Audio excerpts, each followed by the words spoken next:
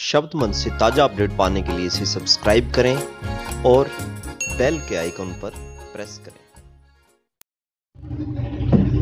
नमस्कार। चुनाव लोकतंत्र का एक मंथन का पड़ाव होता है। वो पड़ाव जहां से देश की दशा व दिशा तय होनी होती है, वहां से चुने हुए उम्मीदवार देश को चलाने का काम करते हैं।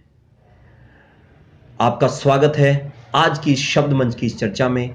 और आज हम एक महत्वपूर्ण चर्चा करने जा रहे हैं जींद के चुनाव के बारे में कि जींद का चुनाव किस तरह से जातियों में बटा हुआ चुनाव नजर आया, कितना सही कितना गलत।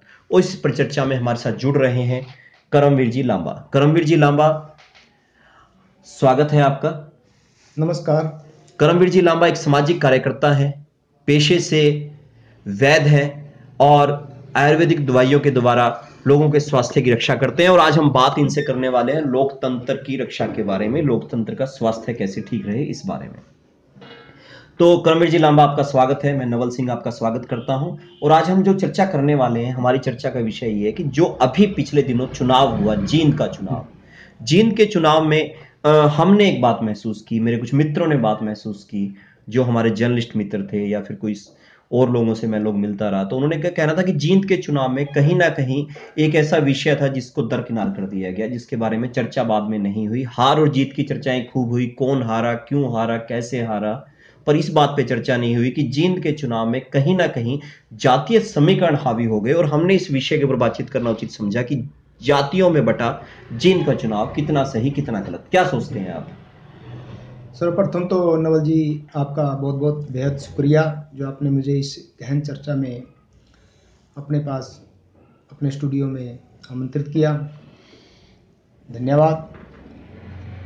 सवाल बहुत ही महत्वपूर्ण है और देश की दशा और दिशा जिस प्रकार से बदलनी चाहिए, उसमें अगर कहीं ना कहीं कोई, मेरे को लगता है जो समस्या है बड़ी, वो जातीय और धर्म के आधार पर चुनाव का होना और वोटों का ध्रुवीकरण होना, मुझे इस बात को लेकर बड़ी गहरी चिंता होती है, एक पीड़ा होती है, पीड़ा होती है। और मैं समझता हूँ ये संपूर्ण समाज की ही समस्या है।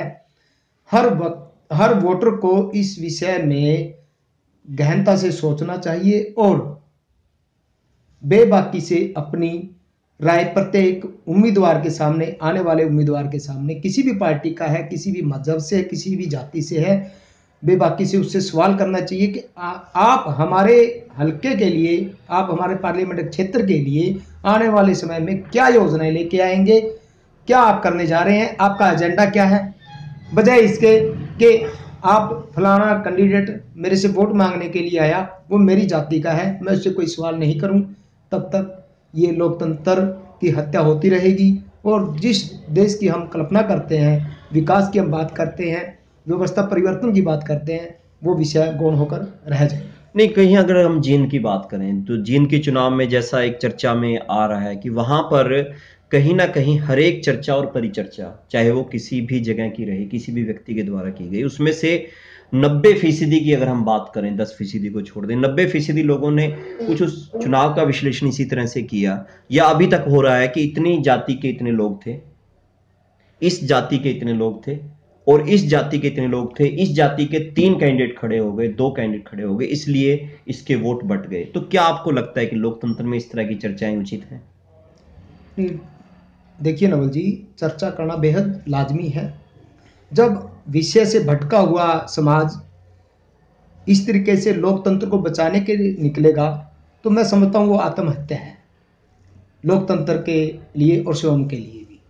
जींद का चुनाव इस बात से बिल्कुल भी अछूता नहीं है कि वो जातिवाद को लेके कहीं ना कहीं संपूर्णतः वो जातिवाद पर ही आधारित था। बकायदा आंकड़े छापे गए, आंकड़ों के ऊपर चर्चाएं हुई, उसी विषय को मैं डिबेट्स हुई, आगे बढ़ा रहा हूँ नवल जी। जैसे कि प्रिंट मीडिया, हम अखबारों में देखते हैं और बड़ा अफसोस होता है कि फला फला जाति के फला वोट हैं, और इस तरीके से ये इलेक्शन की दिशा तय करेंगे।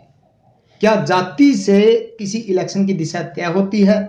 तो फिर देश का लोकतंत्र, देश का संविधान, तो उसके प्रति ईमानदारी की कस्में खाना किसी भी पार्टी कैंडिडेट और पार्टियों के द्वारा, और उसके घोषणा पत्र में बाकायदा पार्टी अपने घोषणा पत्र में और जनसभाओं में जिस तरीके से लोकतंत्र की रक्षा की संविधान की बात करते हैं और मुद्दों की बात करते हैं, उस तरीके से धीरे धीरे स्टार्टिंग में होता है और उसके बाद संपूर्ण इलेक्शन है जो जाति आधारित हो जाता है। और जैसा कि जींद का इलेक्शन की आप चर्चा कर रहे हैं, वो 100% मैं कहता हूँ वो पूर्णतः जाति आधारित इलेक्शन था और जाति के आधार पर ही वोटिंग हुई है।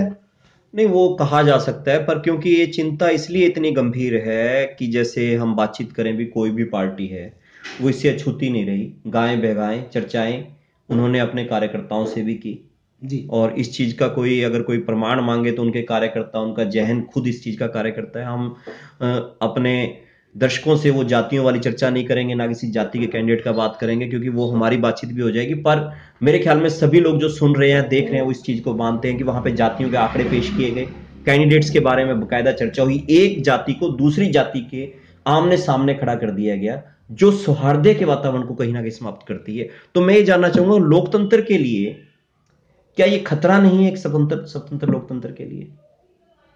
ये स्वतंत्र लोकतंत्र के लिए अगर कोई खतरा है तो हमारी राष्ट्रीय पार्टियां इसकी जिम्मेवार है। और दूसरे नंबर पर मैं इसको मीडिया, प्रिंट मीडिया और इलेक्ट्रॉनिक मीडिया को भी जिम्मेवार मानता हूं। तीसरे नंबर पर इसके लिए आम जनमानस, भारतीय आम नागरिक, आम वोटर इसके लिए जिम्मेवार है। लोकतंत्र में अगर बात की जाए पार्टियों की, वो कैंडिडेट ऐसे क्यों छांटते हैं किसी भी पार्टी के फला, और खास तौर पे जबकि वो चुनाव ऐसा था जहां कोई रिजर्व सीट नहीं थी, बगैर रिजर्व के चुनाव था वो। रिजर्व के लिए तो अक्सर ये कहा जाता है कि ये तो जातीय सीट है। अगर मैं इस विषय को दूसरी तरफ लेके जाता हूँ, वास्तविकता की तरफ, जिसे कुछ लोग हजम नहीं कर पाएंगे, जितनी भी जनरल सीटें हैं वहीं पर जातीय आंकड़ों का सबसे ज्यादा तोलमोल होता है। रिजर्व सीट में तो निर्णायक वोट कौन होते हैं आपको पता है? जनरल वोटर रिजर्व सीट के लिए निर्णायक होते हैं। ये कमोबेश रिजर्वेशन के ऊपर कुठाराघात भी है और दुर्भाग्य बस ये जो एक रिजर्वेशन का जो क्या बोलते हैं उसको, यहाँ पे हम एक सवाल और करना चाहेंगे। तो क्या आपको नहीं लगता, जिस तरफ देश में एक तरह की चर्चाएं चल रही हैं कि जातियां समाप्त हो जानी चाहिए और ये कहा जाता है कि जातियों का भेदभाव समाप्त हो रहा है, वहीं पर एक जनरल सीट के ऊपर इस तरह की चर्चाएं, जनरल वर्सेस ओपन नहीं होती, पर ओपन के अंदर ही कई कैटेगरियां आपस में बटी हुई नजर आ रही हैं। तो इसको क्या जातीय भेदभाव नहीं कहेंगे? बंधु, वो बटेगा। जब वो बटेगा हर मुकाम पे, हर उसके साथ वो बटता हुआ आपको नजर आएगा। जब जब भी इलेक्शन आएगा, शुरुआत में होता है कि हम विकास को लेके आए हैं, हम अपनी आने वाले कल को इस फलाने हल्के के लिए, जैसे जींद के उसको पृष्ठभूमि को बदलने के लिए आए हैं। लेकिन आता कौन है? आता तो जातीय कैंडिडेट है। और पार्टियां भी, समुच्ची पार्टियां भी जाति कैंडिडेट उतार के जींद का परिवेश बदलने की बात करती है। यही भी यहाँ भी अपने आप में एक बेईमानी है। तो बिल्कुल जैसे बेईमानी है, और हमने 2-3 चीज़ों पे चर्चा की, हम उसको दोहरा लें कि जो जींद का चुनाव था, इससे पहले भी चुनाव होते रहे होंगे, पर ये चुनाव के ऊपर चर्चा करना क्यों जरूरी है? इसलिए जरूरी है कि जब से ये चुनाव शुरू हुआ तब से लगातार जींद के आंकड़ों को बार बार दिखाया जाता रहा, फ्लैश होते रहे वो। और जैसा इसके अंदर सभी लोग इन्वॉल्व हो गए, एक समय के बाद इसके अंदर राजनेता भी इन्वॉल्व हो गए, राजनीतिक पार्टियां भी इन्वॉल्व हो गई, शामिल हो गई, और लोग भी शामिल हो गए। तो कहीं लगता है कि इसमें कोई ऐसा पक्ष था जो शामिल ना हुआ हो? नहीं, मुझे नहीं लगता। इसमें कमोबेश बड़ा दुर्भाग्य है इस जींद की जनता का। जींद की जनता का क्यों, प्रदेश की जनता भी बकायदा उस तरह की बातें कर रही थी। मैं ये समझता हूँ कि ये जो जातिवाद के ऊपर आधारित इलेक्शन की बात की जाती है, आज अभी अभी जींद में हुआ है, और इसका साक्षी को अगर कोई बना है तो जींद बना है। वैसे देखा जाए तो संपूर्ण हरियाणा और पूरे भारत से ऐसे कद्दावर नेता और जो चेहरे को जातीय आंकड़ों के हिसाब से लाया गया, वहां पर फिट किया गया कि फलाना जाति का ये कद्दावर नेता है और फला जाति के इतने वोट हैं, इसको कैसे किया जाए, इसको हमारे पक्ष में कैसे लाया जाए, उसी जाति के आधार पर उनको वहां पर लाट किया गया। और कई जगह पर जाति आधारित नेताओं का विरोध भी हुआ।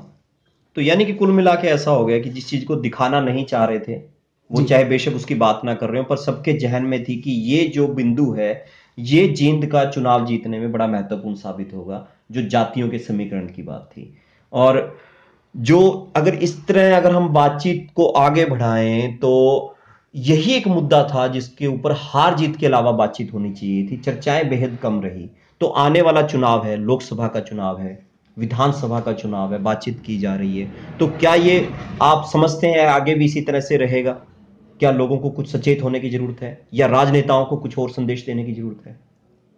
देखिए नवल जी, ऐसा नहीं हो सकता अगर हमारा वोटर इस मामले में अवेयर हो जाए, जागरूक हो जाए, वो सवाल करे अपने जुड़े हुए मुद्दों से, अपने जुड़े हुए कल से, वर्तमान में आज की जो विकट परिस्थितियां हैं अपने हलके को लेके, देश को लेकर, उन पर सवाल करे और उनके प्रति सामाजिक शायद सरोकार रखने वाले। सामाजिक सरोकार से ध्यान आया है। तो क्या कुछ सामाजिक संस्थाओं ने भी इसमें कुछ रोल निभाया है? आपको वही नजर आया हो, किसी ने कोई इस तरह का संदेश दिया हो कि हमें इन सब से बचना चाहिए?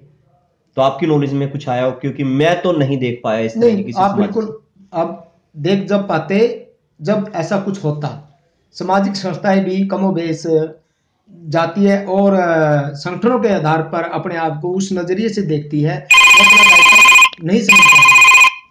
तो मैं समझता हूँ कि सामाजिक संगठन जितने भी हैं और सामाजिक व्यक्तिगत जागरूक लोग हैं, वो इस लोकतंत्र को बचाने के लिए कोई कैंप लगाएं या लोगों के अंदर इस विषय को लेकर नुक्कड़ सभा करें या फिर चर्चा करें एक दूसरे से, ताकि हम लोकतंत्र और संवैधानिक अधिकारों की और उसकी रक्षा कर सकें। मेरे ख्याल में शायद अगर आप सहमत हो तो एक बात और भी होनी चाहिए, इलेक्शन कमीशन को भी विशेष तौर पे इन बातों पे ध्यान देना चाहिए कि वोटरों की संख्या को जातियों के और धर्म के नाम पर जो बट के दिखाने का या उस तरह का जो चलन है उसको रोका जा सके, खास तौर पे चुनावों के समय में, खास तौर पे चुनावों के समय में। मैं बिना किसी दबाव के एक बात जिम्मेवारी के साथ कहना चाहता हूँ, और लोग हमारे दर्शकों को भी एक बात जिम्मेवारी के साथ समझ लेनी चाहिए कि जो इलेक्शन कमीशन है कहीं ना कहीं वो धृतराष्ट्र हो चुका है। उसके सामने सब कुछ होता है, नजायज पैसा चलता है, दारू चलती है, और भी बहुत सारे हथकंडे चलते हैं, डराया और धमकाया भी जाता है, जैसे जींद की कई गाँव में देखने को मिला। और एक पत्रकार महोदय ने अपने अखबार के माध्यम से इस बात को प्रकाशित भी किया कि किस तरीके से जाति विशेष के लोगों को किस दबाव में वोटिंग करवा रहे हैं या उनको अपने पक्ष में लाने की कोशिश कर रहे हैं। जी बिल्कुल। तो ये थी हमारी चर्चा जींद के चुनाव के बारे में, जिसको करना बड़ा महत्वपूर्ण था क्योंकि सभी विषयों पे चर्चा हुई और हमें लगा एक जो विषय रह गया है जींद के अंदर जातियों के बारे में समीकरणों में बंटना, उसके आधार पे कहीं ना कहीं ये चुनाव पूरा नहीं तो बहुत हद तक प्रभावित हुआ। और उसके अंदर हमारी चर्चाओं से निकल के आया है कि राजनीतिक पार्टियों को आगे से, क्योंकि सभी पार्टियां संविधान के अनुसार बनी हुई हैं, उनको ये सोचना चाहिए कि हम इससे कैसे बच सकते हैं। इलेक्शन कमीशन को इस पे लगाम लगानी चाहिए इस तरह के आंकड़ों के ऊपर। इसके साथ ही सामाजिक संस्थाओं को इसके ऊपर काम करना चाहिए। अगर कोई उनको इस तरह की बात नजर आती है, 100% मतदान के साथ इस बात के लिए भी जागरूकता अभियान चलाए जाने चाहिए कि जातीय आंकड़ों पर आधारित चर्चाएं, परिचर्चाएं खास तौर पे चुनाव के समय में ना हो, किसी तरह से चुनाव प्रभावित ना हो। तभी जो लोकतंत्र का ये जो पड़ाव है, मंथन पड़ाव है, इससे वो लोग, वो राजनेता, वो देश के अगुवा लोग निकलकर चुनकर सामने आएंगे जो देश की इस व्यवस्था को बदलने में, इसकी दशा सुधारने में महत्वपूर्ण रोल निभा सकते हैं। अगर आपको हमारी चर्चाएं पसंद आई तो इस चर्चा को लाइक करें, इस चैनल को सब्सक्राइब करें और जुड़े रहें हमारे साथ। करमवीर जी आप आए, आपका भी बेहद शुक्रिया। बहुत बहुत धन्यवाद नवल जी।